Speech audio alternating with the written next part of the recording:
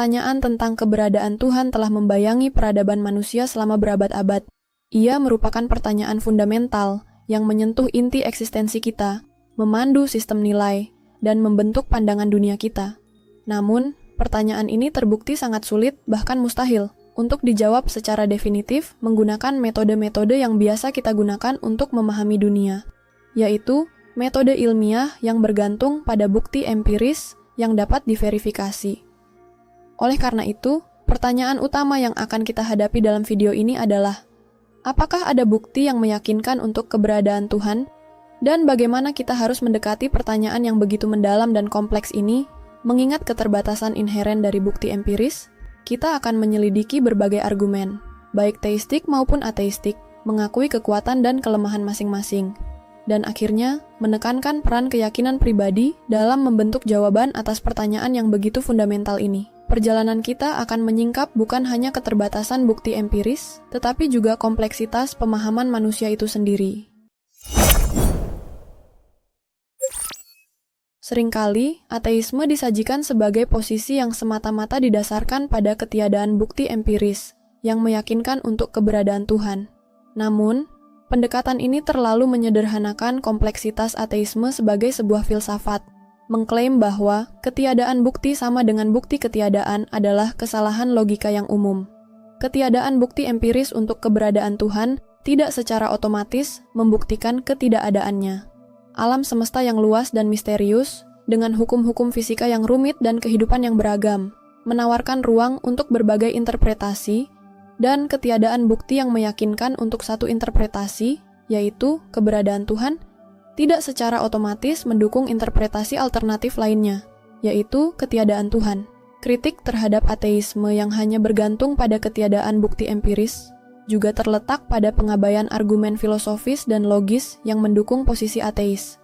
Problem of Evil, misalnya, menawarkan tantangan yang signifikan terhadap keberadaan Tuhan yang maha baik dan maha kuasa. Keberadaan kejahatan dan penderitaan yang meluas di dunia tampaknya bertentangan dengan gagasan tentang Tuhan yang memiliki sifat-sifat tersebut. Argumen-argumen filosofis lainnya, seperti argumen terhadap argumen kosmologis, juga menantang gagasan tentang Tuhan sebagai pencipta pertama. Ateisme yang lebih bernuansa menggabungkan argumen-argumen empiris dengan argumen-argumen filosofis dan logis untuk membangun kasusnya. Oleh karena itu, mengurangi ateisme menjadi sekadar penolakan bukti empiris merupakan penyederhanaan yang tidak adil dan tidak akurat. Ateisme, dalam berbagai bentuknya, merupakan posisi filosofis yang kompleks dan beragam, yang tidak dapat direduksi menjadi sekadar ketiadaan bukti. Salah satu kesalahan logika yang paling umum dalam perdebatan tentang keberadaan Tuhan adalah anggapan bahwa ketiadaan bukti sama dengan bukti ketiadaan. Ini adalah kesalahan yang seringkali dilakukan baik oleh penganut teisme maupun ateisme. Hanya karena kita belum menemukan bukti empiris yang meyakinkan untuk keberadaan Tuhan, tidak berarti bahwa Tuhan tidak ada. Ketiadaan bukti hanyalah menunjukkan keterbatasan pengetahuan kita saat ini, bukan bukti definitif tentang ketidakadaan sesuatu. Bayangkan seorang detektif yang menyelidiki sebuah kejahatan. Jika detektif tersebut tidak menemukan bukti yang menghubungkan seorang tersangka dengan kejahatan tersebut, itu tidak berarti bahwa tersangka tersebut tidak bersalah. Ketiadaan bukti hanya menunjukkan bahwa penyelidikan belum selesai, atau bahwa bukti tersebut belum ditemukan. Hal yang sama berlaku untuk pertanyaan tentang keberadaan Tuhan. Ketiadaan bukti empiris yang meyakinkan tidak membuktikan ketidakadaan Tuhan, itu hanya menunjukkan bahwa kita belum menemukan bukti tersebut, atau mungkin bukti tersebut berada di luar jangkauan metode ilmiah kita saat ini. Ketiadaan bukti, dengan demikian, bukanlah bukti yang valid untuk mendukung atau menolak klaim eksistensial. Ia hanya menunjukkan keterbatasan pengetahuan kita, bukan kebenaran atau kesalahan suatu klaim. Perdebatan seputar keberadaan Tuhan seringkali terjebak dalam perangkap yang sederhana. Keberadaan atau ketidakberadaan bukti empiris. Namun, baik teisme maupun ateisme mencakup spektrum pandangan yang jauh lebih luas dan kompleks daripada sekadar ada bukti atau tidak ada bukti. Menariknya, kedua kubu seringkali terjebak dalam perangkap yang sama, menganggap ketiadaan bukti sebagai bukti ketiadaan bagi ateis, atau mengandalkan bukti yang bersifat interpretatif dan tidak konklusif bagi teis. Mari kita perhatikan ateisme.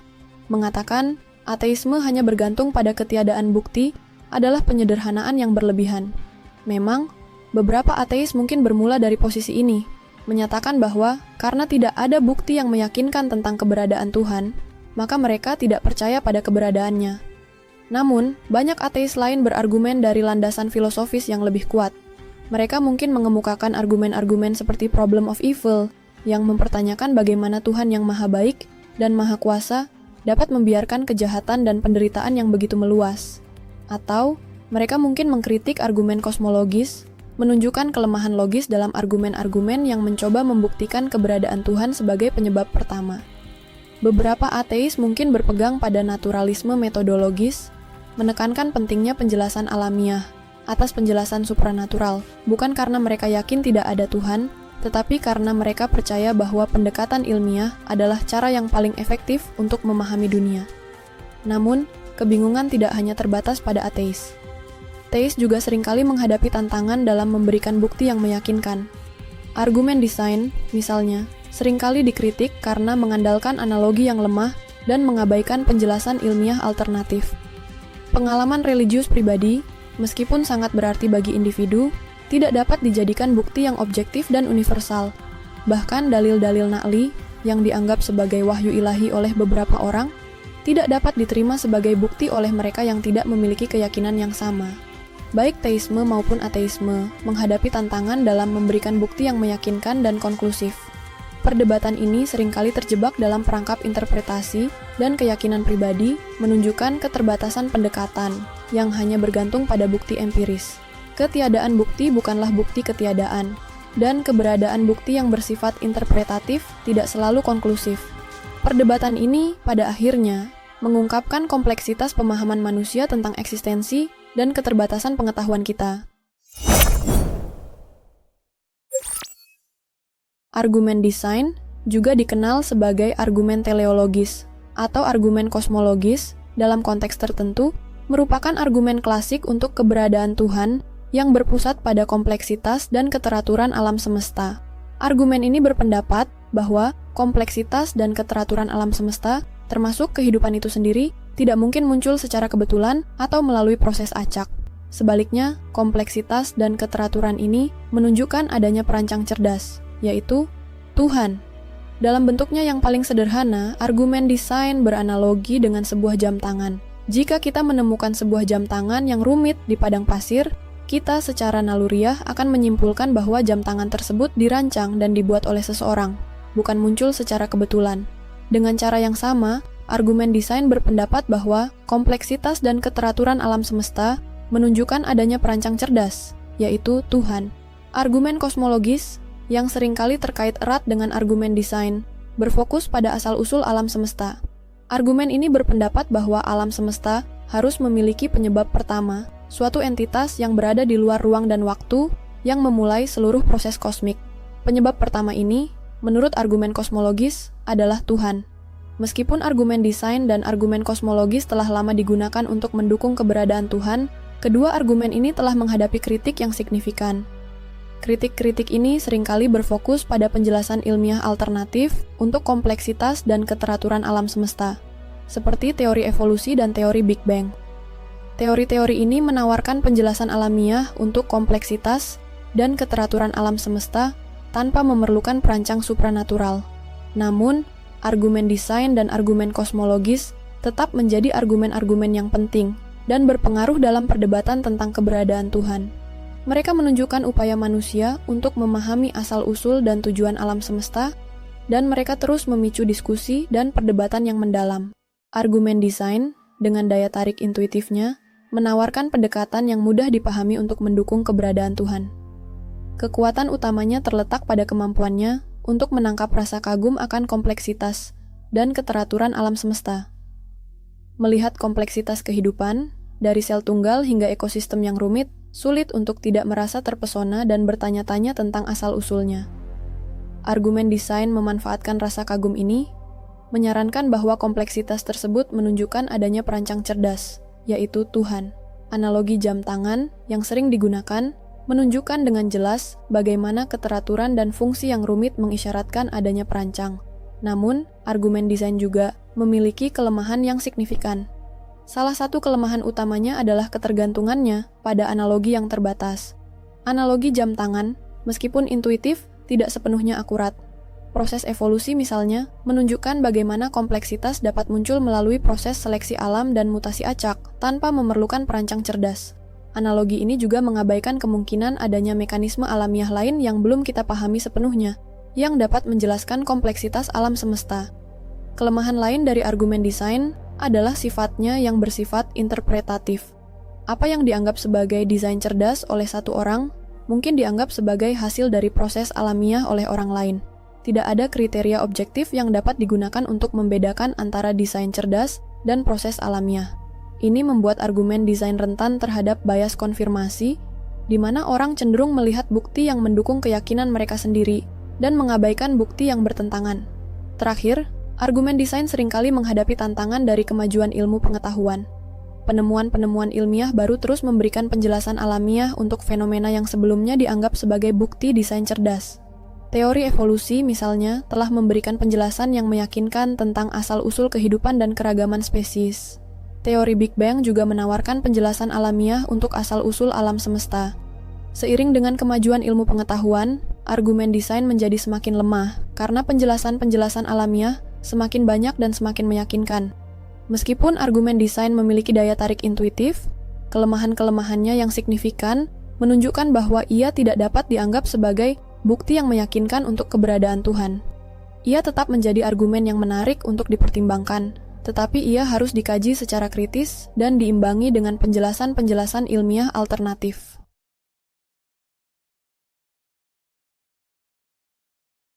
Teori Big Bang dan teori evolusi, dua pilar utama pemahaman ilmiah kita tentang alam semesta dan kehidupan, menawarkan penjelasan alamiah untuk kompleksitas yang sering dikaitkan dengan desain cerdas. Meskipun tidak secara langsung membahas keberadaan Tuhan, kedua teori ini menyediakan kerangka kerja untuk memahami asal-usul dan perkembangan alam semesta dan kehidupan tanpa memerlukan campur tangan supranatural. Teori Big Bang menjelaskan ekspansi alam semesta dari keadaan awal yang sangat padat dan panas sekitar 13,8 miliar tahun lalu. Dari keadaan ini, alam semesta mengembang dan mendingin, menghasilkan struktur kosmik seperti galaksi dan bintang. Bukti observasional yang kuat, seperti radiasi latar belakang gelombang mikrokosmik dan pergeseran merah galaksi, mendukung teori ini. Namun, teori Big Bang tidak menjelaskan apa yang ada sebelum Big Bang atau apa yang menyebabkan Big Bang. Ia menjelaskan proses ekspansi, bukan asal-usul eksistensi. Pertanyaan tentang sebab pertama tetap menjadi misteri yang menantang, membuka ruang untuk spekulasi filosofis, termasuk kemungkinan adanya pencipta. Ini memperkuat, bukan membantah, prinsip sebab akibat. Teori Big Bang, dengan menggambarkan alam semesta yang berevolusi dari suatu keadaan awal, secara implisit mengakui prinsip sebab akibat, tetapi tidak menjelaskan sebab pertama dari keadaan awal tersebut. Ketidakmampuannya untuk menjelaskan, sebab pertama ini membuka ruang untuk berbagai interpretasi, termasuk kemungkinan adanya entitas di luar ruang dan waktu, sebagai penyebab pertama. Teori evolusi menjelaskan bagaimana kehidupan di bumi berevolusi dari bentuk-bentuk sederhana menjadi bentuk-bentuk kompleks melalui seleksi alam dan mutasi acak. Bukti dari paleontologi, genetika, dan biologi molekuler mendukung teori ini, menjelaskan keragaman kehidupan dan adaptasi organisme. Namun, teori evolusi tidak menjelaskan asal-usul kehidupan itu sendiri. Bagaimana kehidupan pertama muncul dari materi tak hidup. Ini tetap menjadi area penelitian yang aktif. Baik teori Big Bang maupun teori evolusi menjelaskan bagaimana alam semesta dan kehidupan berevolusi, tetapi tidak menjelaskan mengapa mereka ada. Pertanyaan tentang sebab pertama, tujuan, dan makna eksistensi tetap terbuka untuk interpretasi filosofis dan teologis. Tidak dapat dijawab secara definitif oleh ilmu pengetahuan. Ketidakmampuan ilmu pengetahuan untuk menjawab pertanyaan-pertanyaan ini justru membuka ruang untuk perdebatan filosofis dan teologis yang berkelanjutan. Teori-teori ilmiah ini, sejauh ini, menawarkan penjelasan alamiah yang kuat, tetapi tidak menjawab pertanyaan-pertanyaan metafisika yang mendasar. Teori Big Bang dan teori evolusi, meskipun belum sempurna dan terus disempurnakan, menawarkan penjelasan alamiah yang kuat untuk kompleksitas alam semesta dan kehidupan, mengurangi kebutuhan akan penjelasan supranatural. Namun, justru ketidaksempurnaan dan keterbatasan penjelasan-penjelasan ilmiah ini, dengan celah-celah yang masih ada, dapat dilihat sebagai penambah keimanan bagi sebagian orang. Penjelasan alamiah, seperti yang ditawarkan oleh teori Big Bang dan teori evolusi, berfokus pada bagaimana alam semesta dan kehidupan berevolusi. Mereka menjelaskan proses-proses alamiah yang membentuk alam semesta dan kehidupan yang kompleks, dari ekspansi alam semesta hingga evolusi spesies. Namun, kedua teori ini tidak menjawab pertanyaan mengapa alam semesta dan kehidupan ada, atau apa tujuannya. Pertanyaan-pertanyaan tentang sebab pertama, tujuan, dan makna eksistensi tetap berada di luar jangkauan penjelasan ilmiah murni. Beberapa kelemahan dalam penjelasan alamiah ini, seperti ketidakmampuan teori Big Bang untuk menjelaskan keadaan sebelum Big Bang, atau ketidakmampuan teori evolusi untuk sepenuhnya menjelaskan asal-usul kehidupan, dapat diinterpretasikan sebagai celah yang diisi oleh argumen-argumen teologis. Bagi sebagian orang, ketidaksempurnaan penjelasan ilmiah ini justru memperkuat keyakinan akan adanya pencipta supranatural. Mereka melihat celah-celah ini sebagai bukti adanya sesuatu yang melampaui pemahaman ilmiah kita, sesuatu yang mungkin merupakan karya pencipta. Bayangkan, Anda berada di tengah hutan belantara yang gelap gulita, dikejar oleh seekor hewan buas. Di depan Anda terdapat dua jalan yang sama-sama tak terlihat ujungnya. Jalan pertama, jalan yang dipenuhi dengan penjelasan ilmiah, teori Big Bang dan teori evolusi, menawarkan penjelasan alamiah tentang bagaimana Anda sampai di sini, bagaimana hutan ini terbentuk, dan bagaimana hewan buas itu berevolusi. Penjelasan ini, meskipun belum sempurna, memberikan kerangka kerja untuk memahami lingkungan sekitar Anda dan ancaman yang Anda hadapi. Anda tahu bagaimana hewan buas itu bergerak, bagaimana hutan ini mungkin memiliki sumber air, dan bagaimana Anda mungkin bisa bertahan hidup. Namun, jalan ini tidak menjawab pertanyaan besar. Mengapa Anda berada di hutan ini? Apa tujuan Anda? Apakah ada jalan keluar? Penjelasan ilmiah, sehebat apapun, tidak dapat menjawab pertanyaan-pertanyaan eksistensial ini. Jalan kedua, bukanlah jalan iman murni yang menolak ilmu pengetahuan, melainkan jalan yang mengintegrasikan iman dan ilmu pengetahuan. Ia mengakui keterbatasan penjelasan ilmiah semata, tetapi tidak menolaknya. Jalan ini menerima penjelasan ilmiah sebagai pemahaman tentang bagaimana alam semesta dan kehidupan bekerja, tetapi mencari jawaban untuk pertanyaan mengapa melalui perspektif yang lebih luas, yang mungkin melibatkan interpretasi filosofis atau teologis. Ia mungkin menawarkan peta yang didasarkan pada pemahaman ilmiah tentang geografi hutan, tetapi juga panduan spiritual untuk menghadapi ketakutan dan menemukan tujuan. Ia mungkin menggunakan kompas yang dikalibrasi dengan ilmu pengetahuan, tetapi juga dipandu oleh keyakinan akan arah yang benar. Dalam situasi ini, ketidaksempurnaan penjelasan ilmiah, jalan pertama, tidak berarti penjelasan tersebut tidak berguna. Ia tetap memberikan informasi penting untuk bertahan hidup. Namun, ketidakpastian dan keterbatasan penjelasan ilmiah ini membuka ruang untuk pendekatan yang mengintegrasikan iman dan ilmu pengetahuan. Jalan kedua, yang menawarkan panduan yang lebih komprehensif, mengabungkan pemahaman ilmiah tentang bagaimana dengan pencarian makna dan tujuan yang lebih luas. Anda mungkin memilih untuk mengikuti jalan pertama, berharap untuk menemukan jalan keluar melalui pemahaman ilmiah. Atau, Anda mungkin memilih untuk mengikuti jalan kedua, berharap untuk menemukan keselamatan dan makna melalui integrasi iman dan ilmu pengetahuan. Keduanya adalah pilihan yang sah, dan keduanya dapat memberikan panduan dalam menghadapi ketidakpastian dan ancaman di hutan belantara kehidupan. Jalan kedua bukan sekadar iman buta, tetapi sebuah upaya untuk menyatukan pemahaman ilmiah dengan pencarian makna eksistensial yang lebih dalam. Perbedaan mendasar antara proses alamiah, seperti yang dijelaskan oleh teori Big Bang dan teori evolusi, dan konsep first cause atau being pencipta terletak pada sifat penjelasannya. Proses alamiah dalam konteks ilmiah berfokus pada bagaimana sesuatu terjadi, sedangkan konsep first cause atau being pencipta berfokus pada mengapa sesuatu ada. Keduanya merupakan pendekatan yang berbeda dan saling melengkapi, bukan saling bertentangan. Teori Big Bang dan teori evolusi menjelaskan mekanisme alamiah yang membentuk alam semesta dan kehidupan.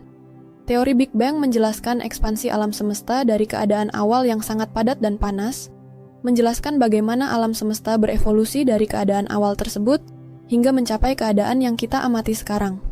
Teori evolusi menjelaskan bagaimana kehidupan di bumi berevolusi dari bentuk-bentuk kehidupan sederhana menjadi bentuk-bentuk kehidupan yang kompleks, melalui proses seleksi alam dan mutasi acak, menjelaskan bagaimana keragaman kehidupan muncul. Kedua teori ini menggunakan hukum-hukum fisika dan biologi untuk menjelaskan proses-proses alamiah yang terjadi.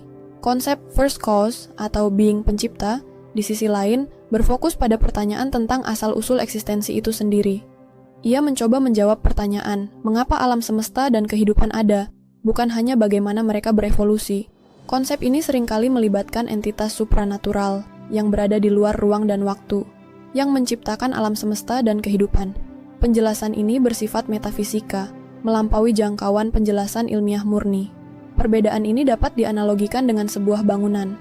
Proses alamiah, seperti yang dijelaskan oleh teori Big Bang dan teori evolusi, menjelaskan bagaimana bangunan itu dibangun, bahan-bahan yang digunakan, teknik konstruksi, dan proses pembangunannya. Konsep first cause, atau being pencipta, di sisi lain, menjelaskan mengapa bangunan itu dibangun, tujuan pembangunannya, arsiteknya, dan niatnya. Keduanya merupakan penjelasan yang berbeda dan saling melengkapi. Penjelasan ilmiah menjelaskan proses pembangunan, sedangkan penjelasan metafisika menjelaskan tujuan dan niat di balik pembangunan tersebut. Penting untuk dicatat bahwa kedua pendekatan ini tidak selalu saling eksklusif. Beberapa orang mungkin percaya bahwa proses alamiah dan konsep first cause atau being pencipta dapat hidup berdampingan, dengan proses alamiah sebagai mekanisme yang digunakan oleh pencipta untuk menciptakan dan membentuk alam semesta dan kehidupan. Yang lain mungkin percaya bahwa hanya penjelasan ilmiah yang valid, sedangkan yang lain lagi mungkin percaya bahwa hanya penjelasan metafisika yang dapat menjawab pertanyaan-pertanyaan fundamental tentang eksistensi. Perbedaan ini mencerminkan perbedaan dalam pandangan dunia dan keyakinan pribadi. Teori Big Bang dan teori evolusi, meskipun memberikan penjelasan yang komprehensif tentang perkembangan alam semesta dan kehidupan, hanya menjelaskan proses evolusi, bukan asal-usul proses itu sendiri. Keduanya menggambarkan bagaimana alam semesta dan kehidupan berevolusi, tetapi tidak menjelaskan mengapa proses tersebut dimulai atau apa yang ada sebelumnya. Ini merupakan perbedaan penting yang seringkali diabaikan. Teori Big Bang menjelaskan ekspansi alam semesta dari keadaan awal yang sangat padat dan panas.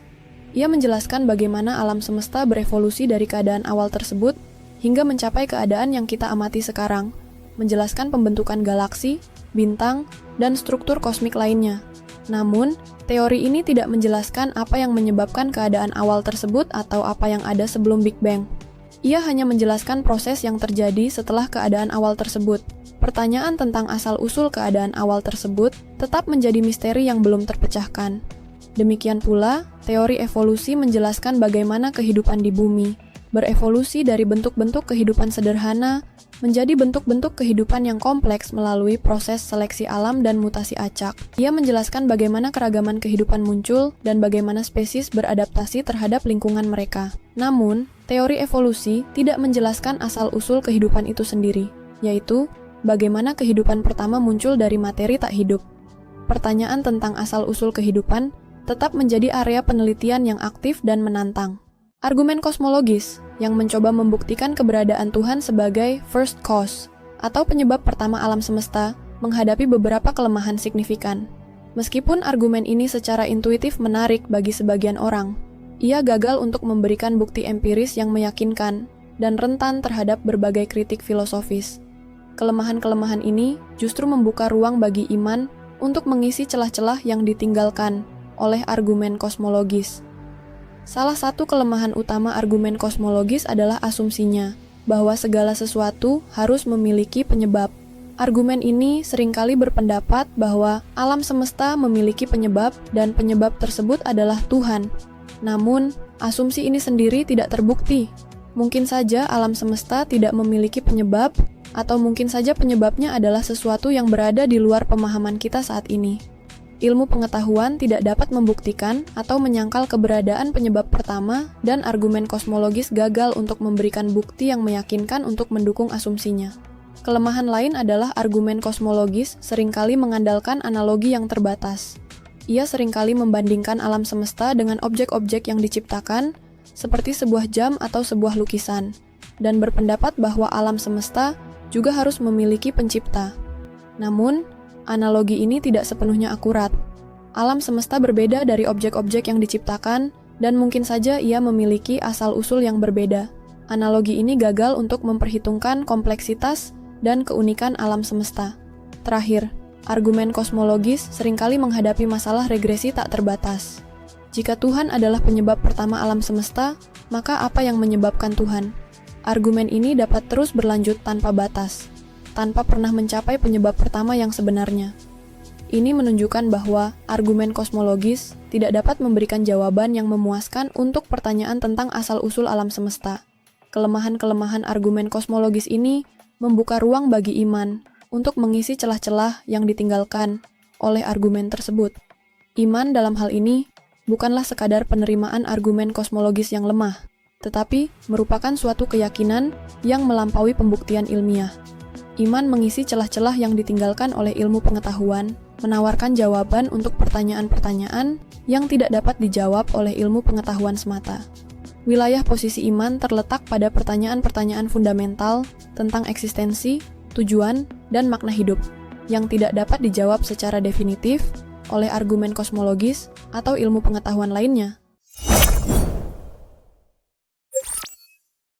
Dalil nakli dalam konteks agama-agama Abrahamik seperti Islam, Kristen, dan Yahudi, serta berbagai agama lain, merupakan sumber utama bukti keberadaan Tuhan.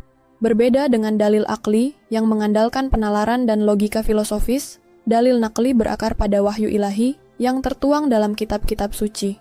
Al-Quran bagi umat Islam, Injil bagi umat Kristen, dan Taurat bagi umat Yahudi, masing-masing dianggap sebagai firman Tuhan yang disampaikan melalui para nabi dan rasulnya. Kitab-kitab suci ini, bagi para penganutnya, bukan sekadar teks sejarah atau sastra, melainkan representasi langsung dari kebenaran ilahi, yang berisi bukti-bukti nakli tentang keberadaan, sifat, dan kehendak Tuhan. Dalam Islam, Al-Quran secara eksplisit dan berulang kali menegaskan keberadaan Allah Subhanahu wa Ta'ala. Ayat-ayatnya menggambarkan kekuasaan Allah yang maha luas, kebijaksanaannya yang maha sempurna, dan kasih sayangnya yang tak terbatas. Penciptaan alam semesta, kehidupan manusia, dan hukum-hukum alam semesta dijelaskan sebagai bukti nyata dari kekuasaan dan kebijaksanaan Allah.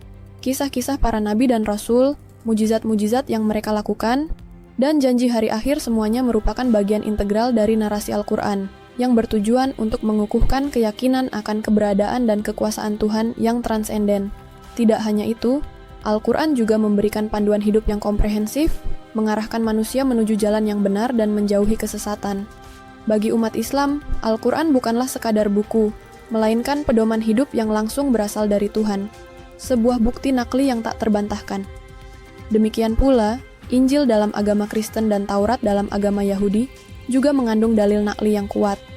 Injil menceritakan tentang kehidupan, ajaran, dan kematian Yesus Kristus, yang bagi umat Kristen merupakan bukti nyata akan kasih sayang dan pengorbanan Tuhan untuk umat manusia.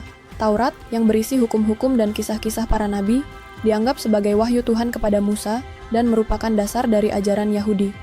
Kedua kitab suci ini, seperti Al-Quran, mengandung narasi dan ajaran yang bertujuan untuk mengukuhkan keyakinan akan keberadaan Tuhan dan kehendaknya. Namun, penting untuk ditekankan bahwa dalil nakli bersifat teologis dan tidak dapat diverifikasi secara empiris. Berbeda dengan bukti ilmiah yang dapat diuji dan diukur melalui eksperimen dan observasi. Dalil nakli didasarkan pada iman dan kepercayaan. Verifikasi dalur turunnya wahyu dari Tuhan kepada nabi dan kemudian kepada umat manusia merupakan tantangan yang besar. Proses transmisi wahyu melibatkan berbagai tahapan, termasuk interpretasi, penulisan, penyalinan, dan penerjemahan, yang semuanya berpotensi menimbulkan kesalahan atau perubahan. Kepercayaan terhadap alur turunnya wahyu ini didasarkan pada iman dan kepercayaan kepada otoritas agama, bukan pada bukti empiris. Validitas dalil nakli sebagai bukti keberadaan Tuhan, karenanya, bergantung sepenuhnya pada iman dan kepercayaan. Bagi mereka yang memiliki iman yang kuat, dalil nakli merupakan bukti yang meyakinkan dan tak terbantahkan. Namun, bagi mereka yang tidak memiliki iman, dalil nakli mungkin tidak memiliki kekuatan persuasif. Ini bukan berarti dalil nakli tidak memiliki nilai atau signifikansi. Dalil nakli merupakan landasan bagi sistem kepercayaan dan praktik keagamaan, memberikan kerangka kerja untuk memahami kehidupan, tujuan hidup, dan hubungan manusia dengan Tuhan. Tuntutan bukti empiris untuk keberadaan Tuhan yang transenden, dalam konteks ini, mungkin merupakan tuntutan yang keliru. Tuhan, dalam banyak pemahaman keagamaan, didefinisikan sebagai entitas yang melampaui ruang dan waktu yang tidak terikat oleh hukum-hukum alam semesta. Menuntut bukti empiris untuk keberadaan entitas seperti itu sama saja dengan membatasi pemahaman kita tentang Tuhan dengan batasan-batasan dunia fisik. Bukti empiris yang didasarkan pada observasi dan eksperimen hanya dapat digunakan untuk memahami fenomena-fenomena alam semesta yang dapat diamati. Keberadaan Tuhan sebagai entitas transenden melampaui kemampuan kita untuk mengukurnya secara empiris. Oleh karena itu, dalil nakli, meskipun tidak dapat diverifikasi secara empiris, tetap memiliki signifikansi yang besar bagi pemeluk agama. Dalil nakli merupakan sumber utama keyakinan dan kepercayaan mereka, memberikan kerangka kerja untuk memahami kehidupan dan hubungan mereka dengan Tuhan. Tuntutan bukti empiris untuk keberadaan Tuhan yang transenden mungkin merupakan tuntutan yang keliru, karena Tuhan dalam banyak pemahaman keagamaan, didefinisikan sebagai entitas yang melampaui batasan-batasan dunia fisik. Iman dan kepercayaan, dalam konteks ini, menjadi kunci untuk memahami dan menerima dalil nakli sebagai bukti keberadaan Tuhan. Keduanya menawarkan perspektif yang berbeda, empiris dan teologis, tetapi tidak selalu saling bertentangan.